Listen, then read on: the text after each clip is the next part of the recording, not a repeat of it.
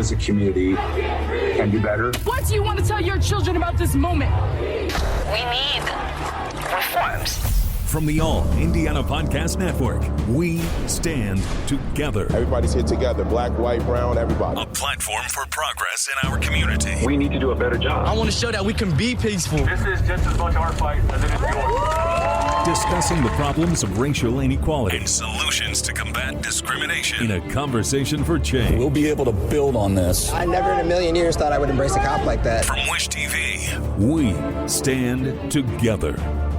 In tonight's We Stand Together, Broadway United Methodist Church has been around for nearly 100 years.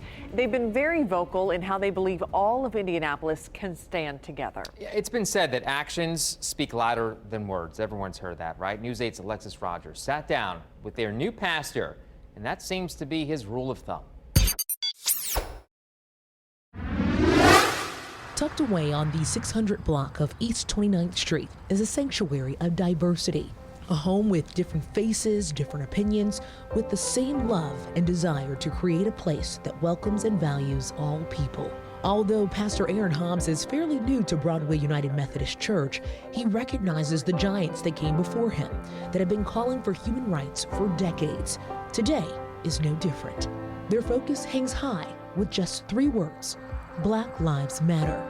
A community bridge to a conversation that is much bigger than the obvious. You know, it's amazing how much things have changed in the last 6 to 7 months. I mean, when you walk into this place, so different, wouldn't you say? Yes, it's been a difficult and strange time to transition to a new place. But what we found is that while, I wouldn't wish a pandemic on anyone, there have been some things that we've been able to do because of the circumstances. And so, while I don't meet maybe as many people as I would normally if, coming to a new church, I think some of the conversations I've been able to have been deeper than just the, hi, how are you, kind of superficial things you might have done normally. And I think my family, the same thing, they feel like they've been able to connect with some people really well. And so that's been good. And it's also given us a little bit of time to think about some of the things that we've been doing and the ways that we interact with our neighborhood and live out our faith in the community. So, it's given us some time for reflection. So we're trying to make the best of it, but we look forward to a time when we're able to gather back together, because Broadway is really a special place in the sense that they're really at their best. This congregation is really at its best when it's together, when it's able to have conversations and have faith, as we say here a lot of the times. So so that's. But it's been good. What I think is so interesting and helpful about your leadership journey up until this point is that you've been all around Indiana. I mean, you're an Indiana guy. And when you look out into your congregation, even with the faces that are still here, via pictures and things like that, it definitely looks like the makeup of Indianapolis. Do you get that feeling when you look out to your congregation? Right, yes, very much so. And I think that that's been something since the 80s, that we had a mission statement, and at the end of it, it says that we seek, welcome, and value all people. And so that just is kind of the ethos of this place, and because of that, I think we have a very diverse congregation that does reflect the community well, and that's also why I think we're not afraid to have difficult conversations and love each other, disagree, talk about things that maybe other congregations would be hesitant to talk about, or take stands that maybe for some congregations would be a little too bold perhaps, but we believe that our faith calls us to make those stands and to have those conversations. And so that's a beautiful thing about Broadway. Speaking of reflecting the community and making it into an adjective, right, and as well as a verb. Right. That can be pretty tough in these times, but you all made quite the statement with your Black Lives Matter sign. Where did that come from? Why did you do it? Right. Well, we've had that sign for quite a while, and so it didn't just come up recently.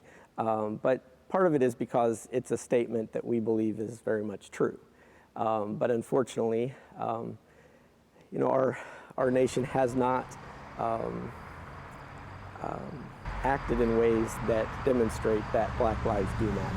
And so we need to be bold and say that Black Lives Matter, because until Black Lives Matter, all lives do not matter. And so that's really kind of the impetus of why we make that bold claim. And then that generates conversations, and it has us be able to step into that space and provide kind of a safe place where people can have difficult conversations. They can struggle with things like, white privilege, and they can struggle with, all of the issues that impact Black people in our community.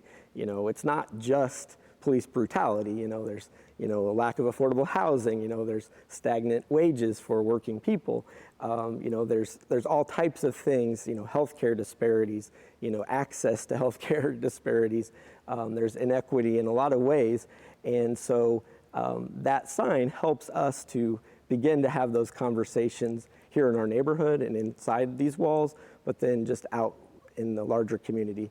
How have those conversations come to life? Because I've seen this neighborhood as we drove in, and I see a lot of different folks who this is literally the heart of their community.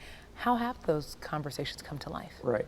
Well, it started a long time ago because this congregation made an intentional decision as white flight happened in Indianapolis and Marion County and people moved out to the suburbs. Broadway made an intentional decision to stay in this place. And I think that made a huge difference because we stayed here. We're a trusted partner in those conversations. And so even though our neighborhood has changed over the years, it's beginning to gentrify. It's making the conversations shift a little bit, but it's still, we're kind of providing that space for those things to happen. So even though, we may have 600 and some members, our reach out in the community and the neighborhood is far greater because there's a lot of people who would say they're part of Broadway who are not members of this church. But because of all of the ways that we interact in the community and the neighborhood and get out and get to know our neighbors, that makes a difference and I think allows us to have that space to have important conversations. Well, remember, you can also listen to the We Stand Together podcast anytime. And you can find tonight's episode and others online right now at the AllIndianaPodcastNetwork.com. From Wish TV, we stand together. Watch, read, listen, and be a part of the conversation online at wishtv.com and when you follow Wish TV on Facebook. Find more episodes of We Stand Together and other podcasts from Wish TV online anytime at AllIndianaPodcastNetwork.com. AllIndianaPodcastNetwork.com.